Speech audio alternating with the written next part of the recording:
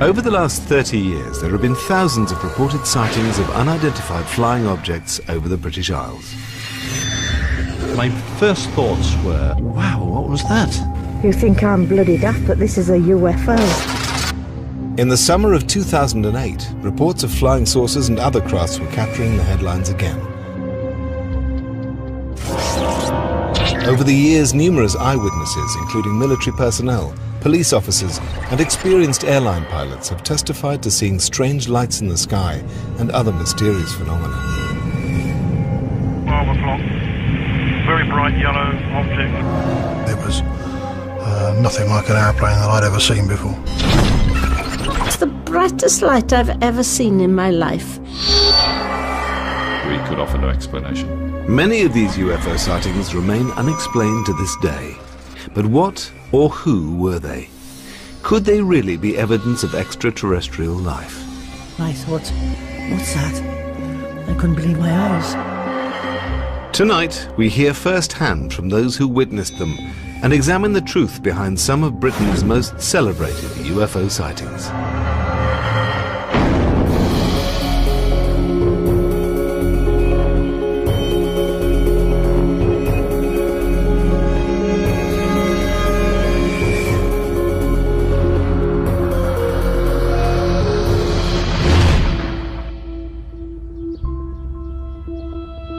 At the beginning of 1980, Todmorden was a little-known West Yorkshire mill town.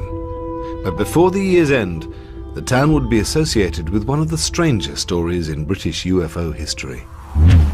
For something you only read about or seen on television, and suddenly,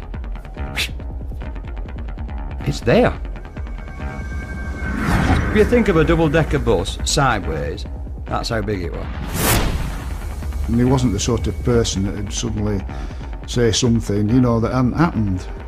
So I believed him.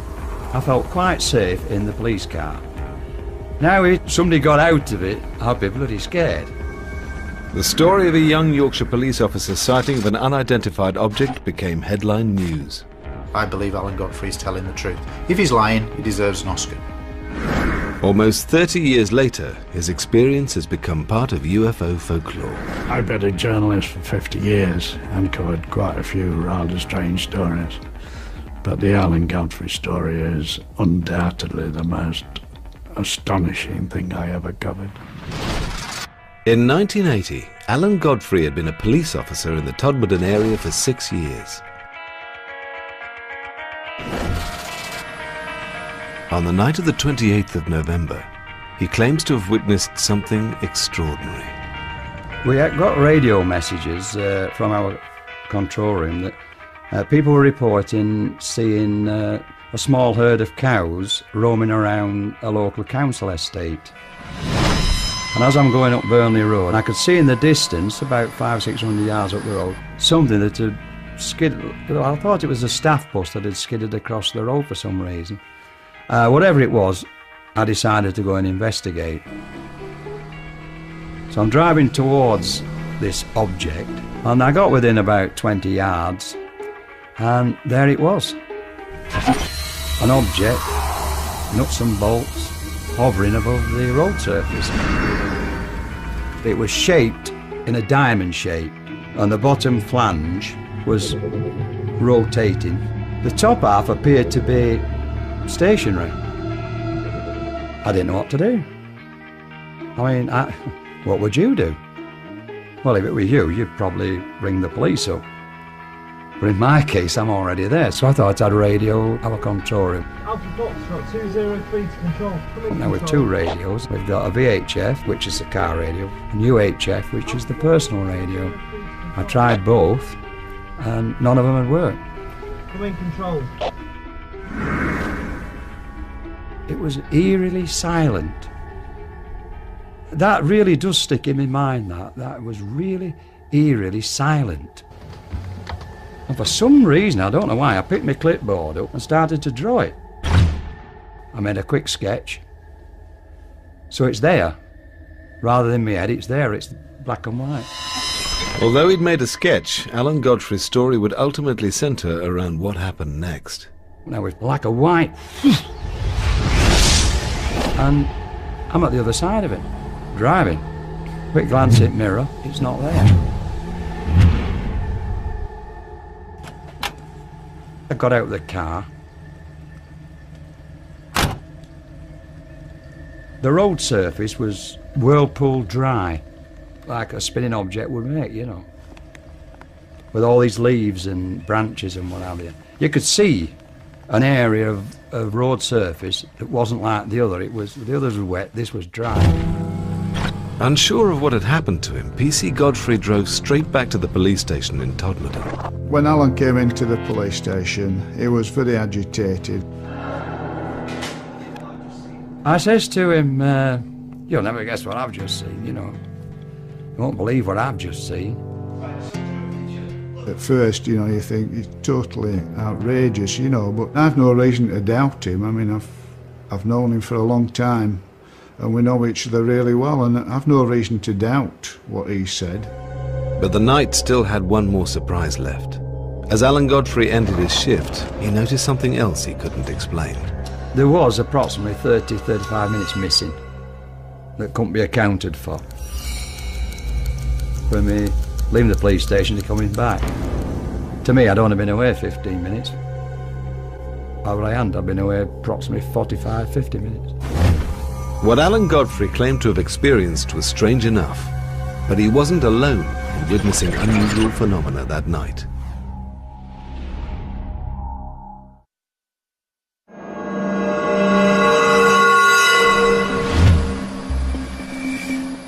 On the night of the 28th of November 1980, Police Constable Alan Godfrey was driving through the Pennine town of Todmorden when he witnessed a strange object in the road. It was something you've only read about or seen on television. And suddenly, it's there in front of you. It was just something out of a science fiction film. It was totally unbelievable. PC Godfrey had no rational explanation for what he'd seen, or for what he discovered later. I had this irritating itch on my foot. The boot on my left foot was split. If that's the sole of the, it was split that way. I've no idea why they were split, but when I took it off, I removed my sock, and it was on the instep of my foot, and it was a round circle like that, red. And it was very, very itchy. It wasn't sore, but it was very, very itchy. At work the following day, Alan Godfrey received some surprising news. He hadn't been the only officer who claimed to have seen something strange the previous night. I came on duty, and there was an inspector waiting to see me. I went into the inspector's office, and he then informed me that I wasn't alone, that 3 police officers in Halifax, in fact, had some sort of an encounter the same night. And he was putting a report together, and he wanted a statement off me. Coming out of the inspector's office thinking, yeah, right on. 12 miles from Todmorden, on the moors above Halifax, PC's John Porter, Howard Turnpenny and Julie Baxter had been looking for stolen motorbikes. What they witnessed compelled them to make an official report. We parked up, got out, walked down over the fields towards the quarries, and we'd nearly reached the quarries, and then something, nothing verbally, but something told us to turn. And we turned and just stood. And in the sky was a very cold, and I would describe it as a cold steel blue light. Not flashing, but pulsating. And the hairs on my arms and my neck just stood up. I cannot tell you, in all honesty, how big this thing was, because there was no definite shape to it other than a pulsating steel blue ball. But wherever it went, it was very, very fast. As fast as I'm moving my hand now. A second, a second, a second, a second, And that's how fast it moved, with no noise. Whiskey Delta 40 to Halifax Control. Tried to speak to Halifax on the radio. Nothing. Absolutely dead. I wasn't frightened, I was intrigued as to what this was. But for WPC Julie Baxter, the experience proved unsettling. Julie was scared. There's no doubt about it. She made her feelings very plain. Scared. Howard was like me. He wanted to know what it was. He wanted to see this thing. And for no known reason, it shot off in a big overhead arc towards Todmorden. Whatever it was not of... I can't explain whatever of our making. It was something completely alien to my understanding. And the night was getting even stranger. 2 traffic officers on the moors near Littleborough, 12 miles from both Alan Godfrey and the Halifax patrol, reported seeing a bright pulsating sphere hovering between 2 electricity pylons before it sped off over the hills. In all, 6 separate police officers had witnessed strange phenomena that night. But it was Alan Godfrey's story which caught the attention of both the local press and UFO investigators, many of whom descended on Todmorden in the wake of the sighting. In 1980, Jenny Randalls headed British UFO investigation group Bufora. She was born near Todmorden and has written about British UFO sightings for over 35 years. The Alan Godfrey experience, when it happened, came at the culmination of a whole series of events during the preceding 3 or 4 months that had been occurring in and around that area. They've been getting stranger and stranger. The Pennines are the backbone of the United Kingdom. The area stretches from the Scottish borders to the Derbyshire Peaks, a distance of 250 miles.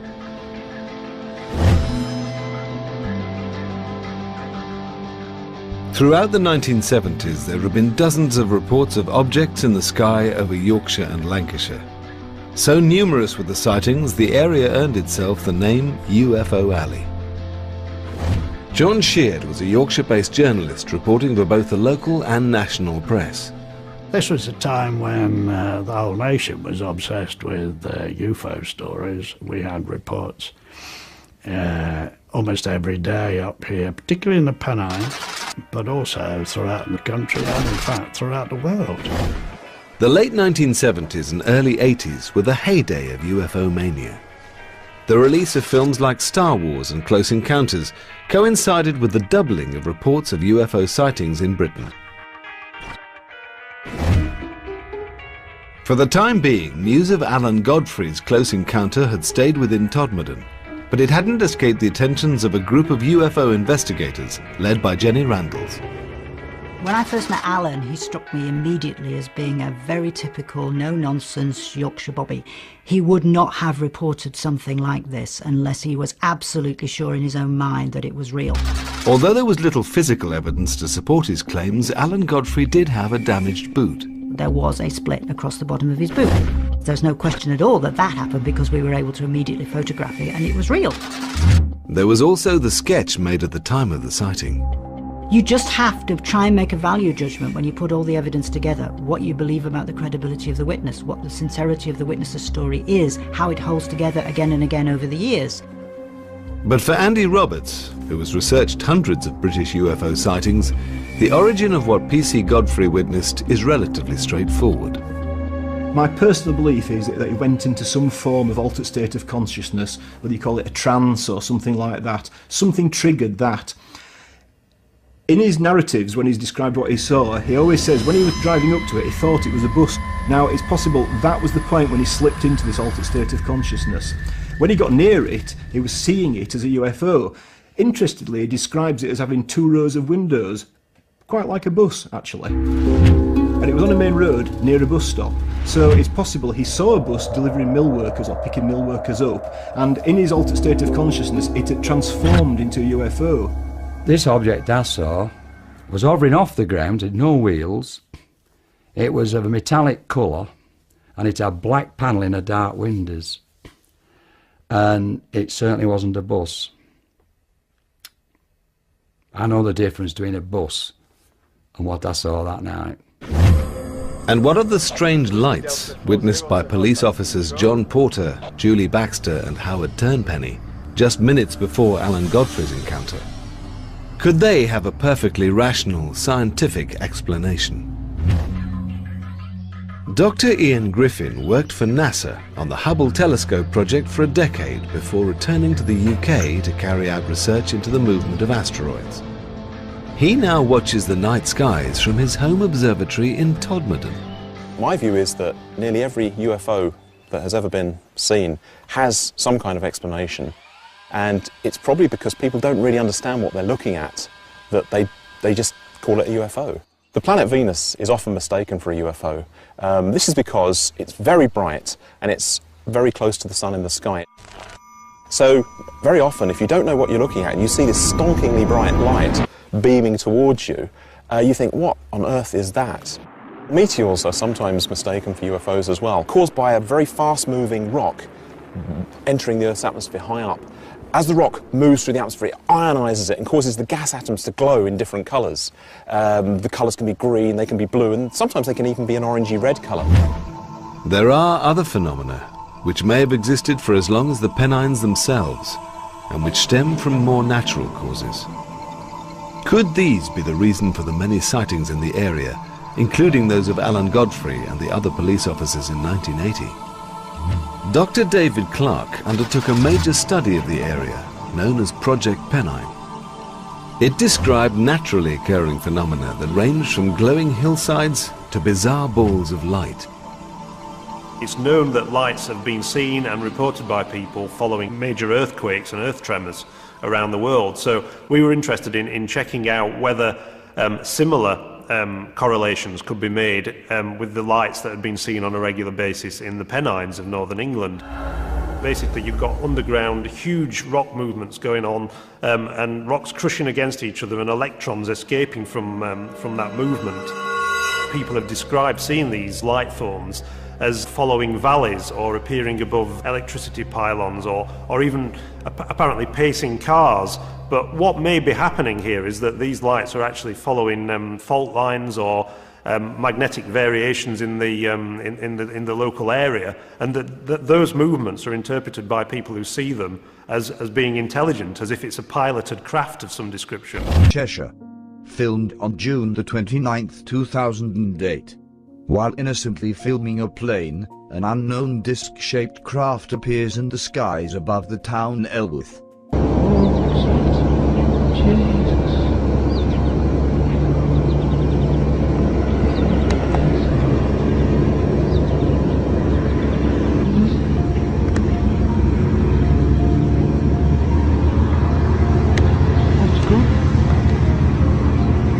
Although multiple witnesses report the sighting to the authorities, no record can be found. Southern England, June 1976. During the filming of the first ever commercial flight of a British Airways Concorde, a small spherical object appears in shot. The craft curiously investigates the Concorde, then disappears into the sky at an incredible speed. Here we look at the original footage.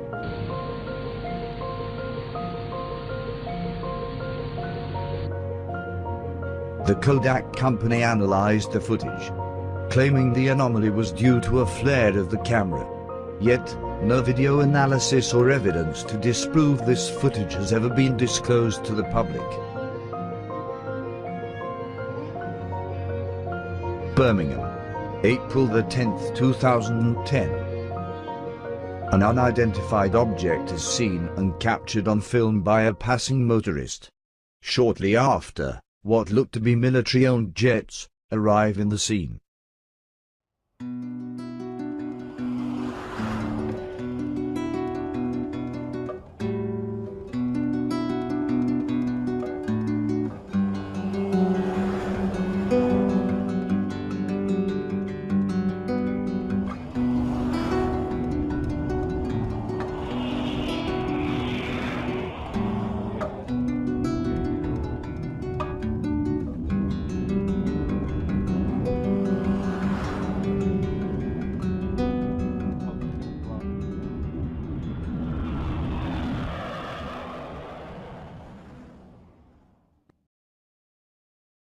London Bridge, June the 24th, 2011.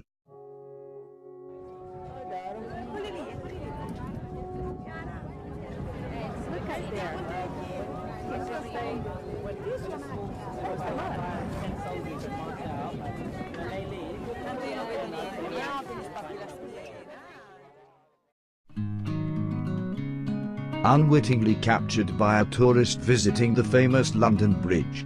This footage shows what appears to be orb-like craft shooting across the sky at impossible speeds. 10 minutes later the same day, around 4.2 miles away from the London Bridge, we again witness the orb-like craft. This time near the BBC station in Portland Place, London. Curious to why people were looking up at the sky, this video footage was captured.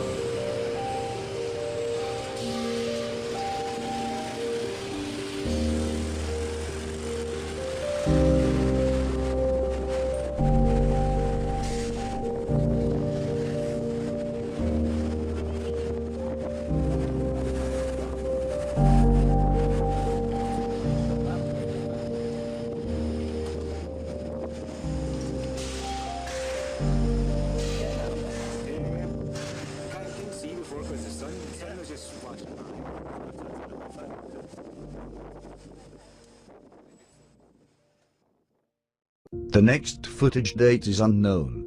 By all researchable information found, this film was taken on the 21st of September 2011. Although, these orbs could have been filmed, yet again, on the same day as the previous sightings around London.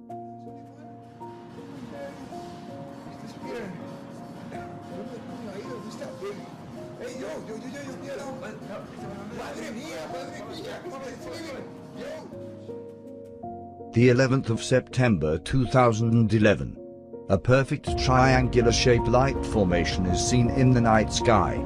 The eyewitness grabs his camera and captures the object on video. What the fuck is it? Perfect triangular fucking formation. Nice. What the fuck?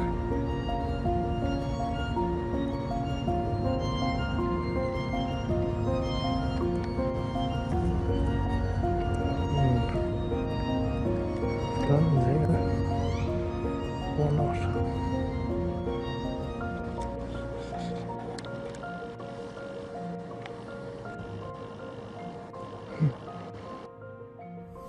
In November 1980, PC John Porter and his fellow officers had reported seeing a bright object moving at incredibly high speed. Could it have been a naturally occurring light or something man-made? Aircraft can actually cause UFO sightings too. Oftentimes they'll have lights that flash under the wings, and viewed from certain angles they can appear to be coming straight towards you or whizzing across the sky relatively quickly. So it's not unknown for an aircraft to cause a UFO sighting. We've all seen aircraft in the sky at night. I've been on nights many years as a police officer. I've seen all sorts moving in the sky. But on this occasion, whatever it was not an aircraft. It was not. There's no way it was an aircraft. Moving too fast and no noise. Air traffic records, both civilian and military, revealed that there were no flights in the area at the time. Routinely, official police reports of UFO sightings would be passed to the Ministry of Defence. As part of the Freedom of Information Act, they've now been released. Dr. David Clark has been researching official reports into UFO sightings for over 20 years. When the Ministry of Defence files on UFOs from 1980 were opened, I went to the National Archives and immediately went looking for any mention of the sightings in Todmorden in 1980. And straight away I found a copy of the report by the police officers from Halifax, PC John Porter and his colleagues, who'd seen a bright blue ball of light in the sky. But there was absolutely no trace of the report that was made by Alan Godfrey the same night, about 30 minutes later. Maybe they just thought that his sighting was a bit too weird and a bit too disturbing, you know, to pass it on to the ministry. But Alan Godfrey and John Porter were not the first police officers to have made an official report of a UFO sighting. Over the last 3 decades, police officers have contributed to a large proportion of British UFO reports.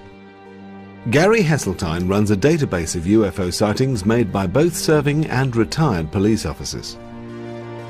It's my belief that police officer testimony is of a very high calibre. There is no reason to think that these officers are mistaken because of their training, and I believe that police officer testimony should be regarded very highly in the world of the way we treat UFOs. Police officers do see quite a lot of UFOs, and that's because they spend an awful lot of time out at night, often by themselves, often in remote areas like up on moors, industrial estates, places where there are not much ground light. You can see things in the sky. So anything that's up there, explicable or inexplicable, will be seen by police officers. Between 1970 and 2000 alone, there were more than 700 UFO sightings made by serving police officers. Clearly, police officers aren't going to make an official report about something they've seen in the sky in a frivolous way. It's not something that they would do lightly, because it has all kinds of impacts upon their career and whether they're taken seriously or not. 15th of August 1975, 2 uniformed police officers observed a bright lighted UFO heading in the direction of Hayward. A uniformed officer saw a huge UFO. 2 on-duty uniformed police officers, including a Chief Superintendent Hobson, were en route. 2:15 hours, Crofton, Wakefield, West Yorkshire. PC Patrick Tunney was checking on a couple of shops during the early hours of a winter's morning when he suddenly noticed 3 green lights approaching from around a mile distant. Wakefield lies on the very edge of the Pennines, 30 miles from Todmorden. At the time of his sighting in 1976, PC Patrick Tunney was a well-respected police officer with over 20 years' experience. I thought at first it was an helicopter having trouble, and we were looking at it. I thought, there's no noise, no engine noise, nothing. Just these 3 lights drifting towards me at about, say, between 100 and 150 feet high. The next minute, it didn't slow down, it didn't increase, and suddenly it turned to its left, and then it accelerated at a speed I've never seen it go that fast in my life. All it was a streak of light, and that was it, gone. Could what PC Tunney saw have been an aircraft, meteor, or even a naturally occurring ball of light? And could any of these account for what Alan Godfrey claimed to have experienced in November 1980? Whatever the explanation, within a few months, Alan Godfrey's story would take a much more bizarre turn. After police officer Alan Godfrey reported an encounter with a strange object in West Yorkshire in 1980, some researchers claimed it to be a landmark in British UFO history. After Alan Godfrey's experience had happened, we were immediately aware that this had cemented the importance of the Pennine area as the hotspot for UFO activity in Britain, and in fact probably the most active location for UFO encounters anywhere in Europe. 18 months before Alan Godfrey's sighting, mysterious bright orange lights had been reported speeding across the night skies of Lancashire. At 2 a.m. on the morning of February the 24th, 1979, Mike Sachs was at home in the village of Stacksteads, getting ready for bed. All of a sudden, the room lit. The light was moving.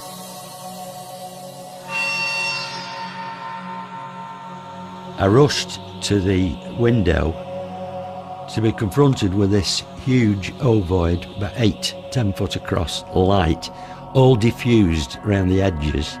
It was pulsing, brilliant to intense, very orangey white.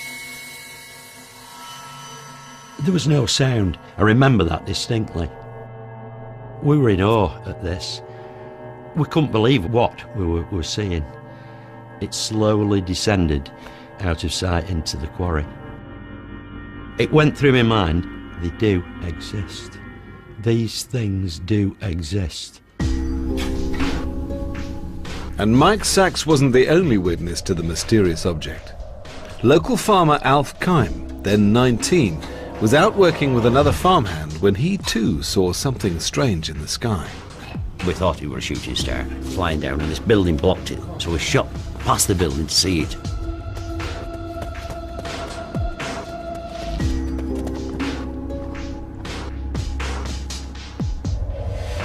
It was like amazing, really, because it was the size of 2 double-decker buses, and it was sort of like spinning round, like changing colours, a lot of orange. And it went right across the skyline, right over the valley then. Right over the valley. And it went over, over top of houses, right over to quarry. And I thought, somebody must see that. Even though it were late, I thought, somebody must see it. We can't, they were only months to see this. I immediately phoned Baker Police, reported what I'd seen, and they said, right. He said, well, 2 of our police officers have also phoned in. They were parked up just below the quarry, and they reported it. I phoned my brother Raymond. I went up for him. We came back to the quarry where the Panda car was still parked there, and I said, did you see it? And he said, see it? We thought it were coming down on our blooming heads. There you go. So we decided then to go up to the quarry. Now the police officers went up with us.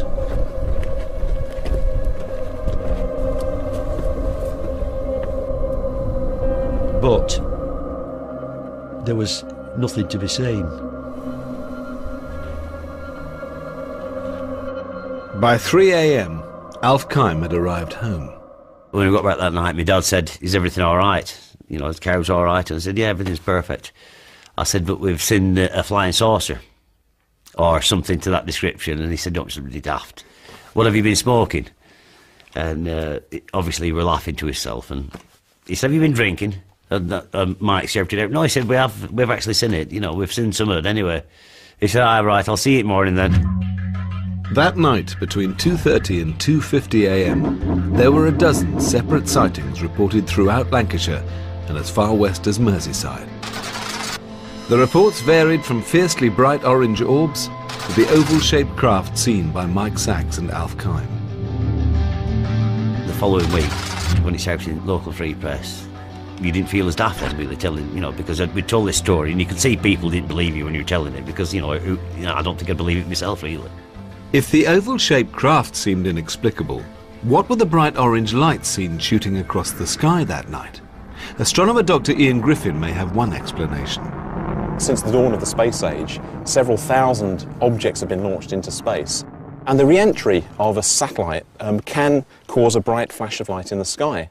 And certainly big satellites, for example Skylab in the late 1970s, or the Mir station in the 1990s, when they entered the Earth's atmosphere, they looked like tremendous fireballs with bits breaking off.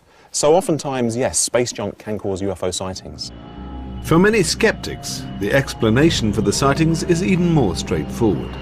The Pennines has 2 busy civilian airports situated at its edge. There was a huge explosion of air travel in the 70s and 80s, and that led to the expansion of Manchester Airport, of Leeds Bradford Airport, and international aeroplanes. Now, the Pennines, quite wild, it's very dark at night, and if you see an aircraft in the sky through unusual weather conditions or coming into land or taking off, its beams, its light configuration can appear very, very strange. And I think that's largely been the result of why there have been so many UFO sightings over the Pennines from the 1970s onwards. When it comes to UFO sightings over the Pennines, or anywhere else for that matter, We can readily explain away 99% more as mistaken identity. But it leaves that niggling little number every time that no matter how much research, no matter how much you try, you can't get rid of these particular cases. And after a lot of legwork, they still remain unexplained. There was another possible explanation, that the lights in the sky being witnessed that night were connected with some secret Cold War military operation. After some of his constituents had reported seeing the lights, the MP for Ormskirk even raised the question in Parliament. On the 12th of June 1979, the Ministry of Defence issued a statement. It said that a US Air Force exercise had taken place between the 21st and 24th of February, during which fighter aircraft had been flying at very low levels throughout the British Isles. Were both Alf Keim and Mike Sachs simply witnesses to a routine military manoeuvre? We get many aircraft flying over the valley, all different shapes and sizes, air cargo, passenger, military. This was totally unlike anything I've ever seen in my life. I can only conclude, and I don't say this lightly, it is extraterrestrial. We can never rule out military technology, but I think in this case it looks as if something genuinely unidentified was present in the Pennines that night. Whatever the source of the strange lights seen over Lancashire, PC Alan Godfrey's experience continued to fascinate the UFO community. After Alan Godfrey's sighting in Todmorden, he claimed to have lost some 30 minutes in time. The only physical evidence of his encounter, a damaged boot and a sketch he'd made at the time. In an attempt to find out more, UFO investigators suggested a radical idea. They contacted me and asked me, would I be willing to go under hypnotic regression? I declined straight away. I wasn't sure, you know. I thought, what is hypnotic regression? The only hypnosis I'd ever seen was on television, on a stage, you know, where they make fun of you. Eventually, Alan Godfrey was persuaded to undergo hypnosis, which was conducted by two psychiatrists, Dr. Jaffe and Professor Blair. They wouldn't tell either of the psychiatrists what the subject matter was. They would only tell them that it was a policeman who they were going to try to regress to a certain time on a certain date to an incident that may or may not have happened. Mike Sachs, whose interest in UFOs had been sparked by his own experiences the previous year, was present at the sessions. The atmosphere in the room was absolutely electric as Alan is relating this series of events. All of a sudden, and under hypnosis, he goes and covers his eyes. Then somehow he's floating and he's taken into this room. I have no recollection whatsoever what went on during that hypnotic regression. Under hypnosis, Alan Godfrey's claims grew more bizarre. Not only had he witnessed a UFO, he had also come into contact with alien beings. In UFO terminology, he had been abducted. We were actually present, possibly one of the first abduction cases that has happened in the UK. Whatever Alan Godfrey had experienced in November 1980, and whatever had happened to the missing 30 minutes, the latest revelations seem scarcely credible. UFO abductions, very big in America, not so big in Britain. A handful of people allegedly being abducted by UFOs. So when you get a policeman seeing a UFO, later coming out under hypnosis with the story he was abducted, you've got something that's quite solid there, and people have latched onto it as being, you know, a real event. I'm asking myself, did that really happen? No, I couldn't have done. I don't believe it. But why am I saying it? Psychologist Chris French has conducted several studies in the area of so-called paranormal experiences. There are a number of different factors which seem to play a role in people reporting that they've had an alien abduction experience. Very often there is some initial triggering event, like, say, an episode of sleep paralysis or missing time, that leads people to believe they may have been abducted by aliens. What's probably happening is that they are getting confused between things that are happening in here and things that are happening in external reality. And basically, as a result, they're having sometimes hallucinatory experiences, sometimes false memories, but that's leading them to believe that they've had these alien encounters. But it wasn't just Alan Godfrey's supposed abduction that intrigued ufologists. The investigators also discovered a connection to another unsolved local mystery, one they believed could have extraterrestrial origins. 6 months before his UFO sighting, Alan Godfrey and colleague Malcolm Agley had received a call about a body found at a local coal yard. He received a radio message that found a body at Todmorden railway station, so I attended with PC Alan Godfrey. Also, instinctively tells you there's something not right. You know, you come across dead bodies all the time, it sounds like, but you do. And it was lying on his back, just staring up into the sky. There's no disturbance of the call, you know, to say how he got there. I just can't explain it at all. And it was being treated as a crime scene. I think everybody at that stage thought it was a crime. That's how obvious it was. Why would a man climb a stack of coal, lie down on his back on top and die? The body was that of a Polish émigré named Zygmunt Adamski, a former miner who'd moved to the UK after the Second World War and had settled in Wakefield, 20 miles from where he was found. To me, I don't think he'd died there. I think he'd been put there. It looked to me as if he had anyway. The evidence was inconclusive. You'd expect if somebody had been lying on the belly or had climbed up the coal, it'd be covered in coal dust. It'd been raining, it'd stick to him like glue. There was no visual coal on him, on the front of him, anywhere. Either on his face or anything. And he had these black marks that transpired to be burn marks round the back of the head.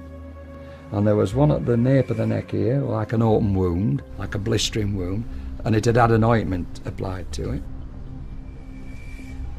We just thought it was strange, you know, that he had these injuries and this sort of green ointment, which looked nothing I've seen before at all, you know. It just seemed strange and a bit unnatural, really. Zygmunt Adamski had gone missing after a shopping trip. There was no suggestion that he'd planned to disappear, and he was known as a loving family man with no obvious enemies. The autopsy confirmed that Adamski had died of a heart attack. Coroner James Turnbull was mystified, not least by the strange substance found on Adamski's burns. We had the substance analysed, and the toxicologists and the scientists couldn't come up with any answers to what it was. And we came up against a blank at every line of investigation. This was one of the most puzzling cases that I've come across in 25 years. If somebody proved to me that UFOs exist and that there was one around there at that time, and that in some way we could associate it with this case, then perhaps I might say I'd only raise half an eyebrow. Whatever the truth behind Adamski's death, which remains unsolved, Alan Godfrey's association with it was to turn him into a UFO celebrity.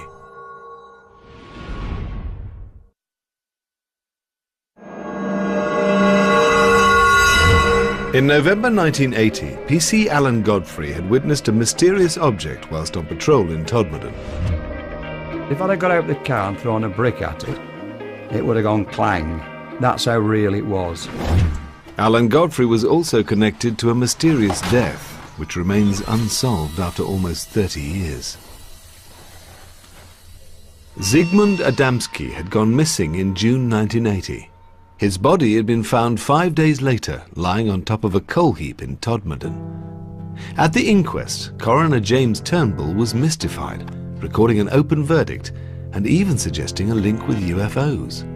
I did nearly 27 years in the police, and it's the one thing that I've never really got to the bottom of, and it is bizarre, and it's always been there at the back of my mind.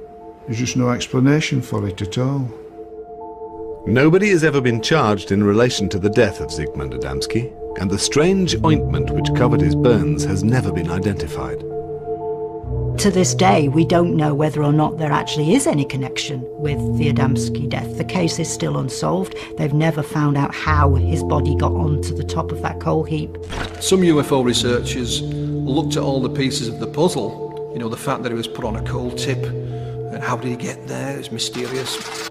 And they just jumped to the most massive of conclusions, that, you know, the only explanation must be that he's been abducted by aliens and something's gone wrong. The Adamski story was picked up by Sunday Mirror journalist John Sheard. Although more used to covering Northern Ireland and the trial of the Yorkshire Ripper, he recognised the opportunity for an exclusive. I sat down and tried to write it as straight as I could. I didn't want it to sound over-sensational, because it was already a very sensational story.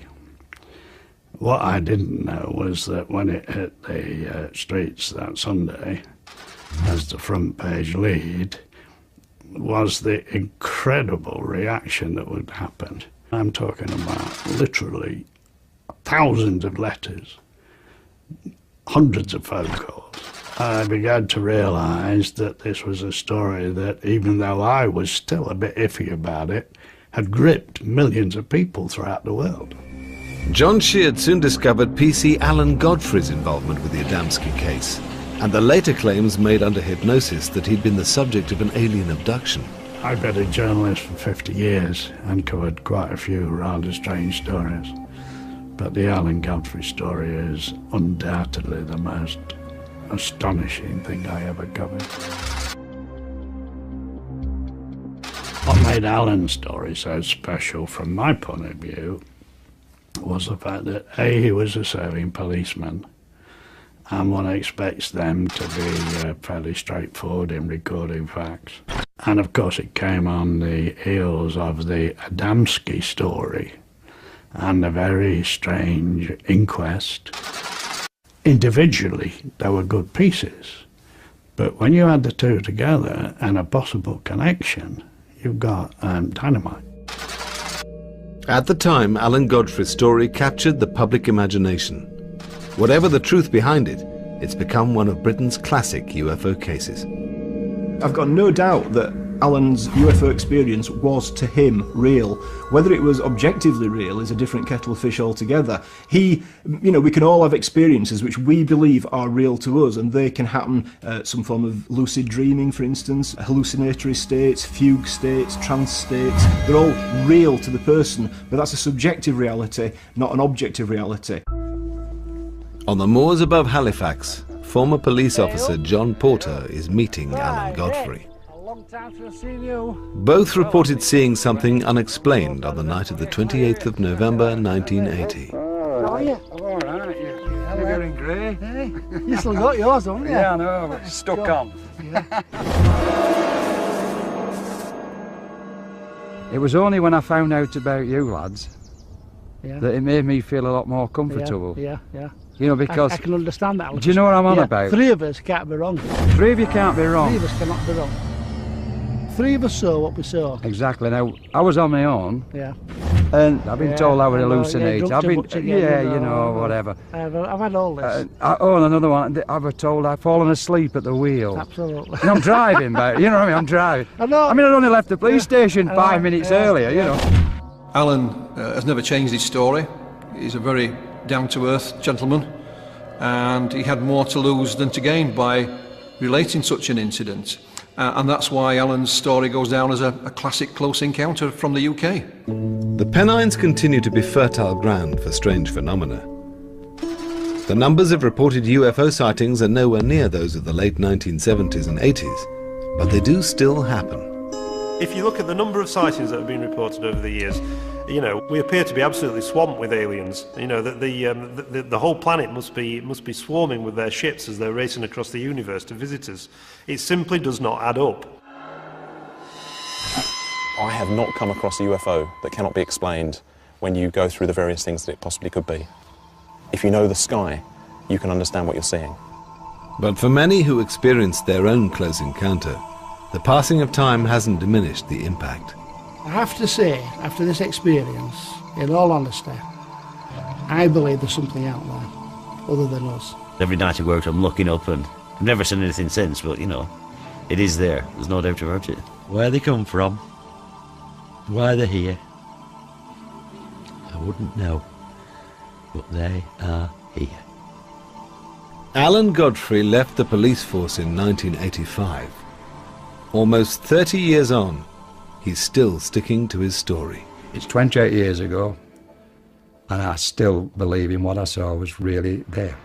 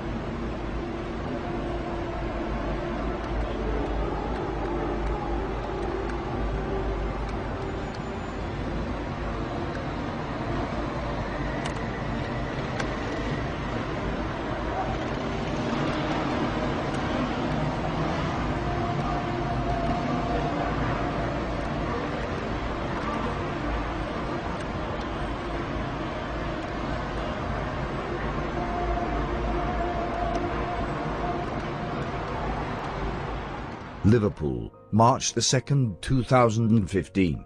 This footage was taken on board a commercial flight.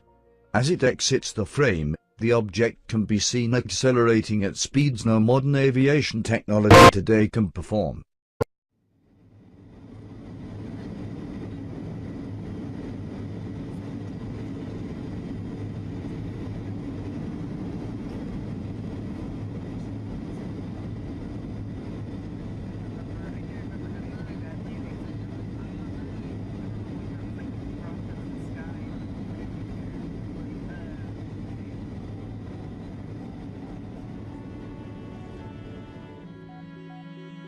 Is it possible these sightings are military aviation projects?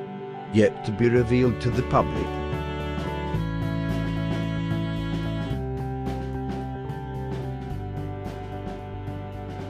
Millions of galaxies, stars and planets existing in the expanding universe.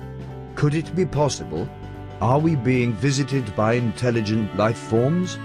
Curiosity has its own reason for existence. One cannot help but question the mysteries of eternity, of life, and of the beautiful structure of reality. Keep watching the skies, keep your mind open, and your cameras ready.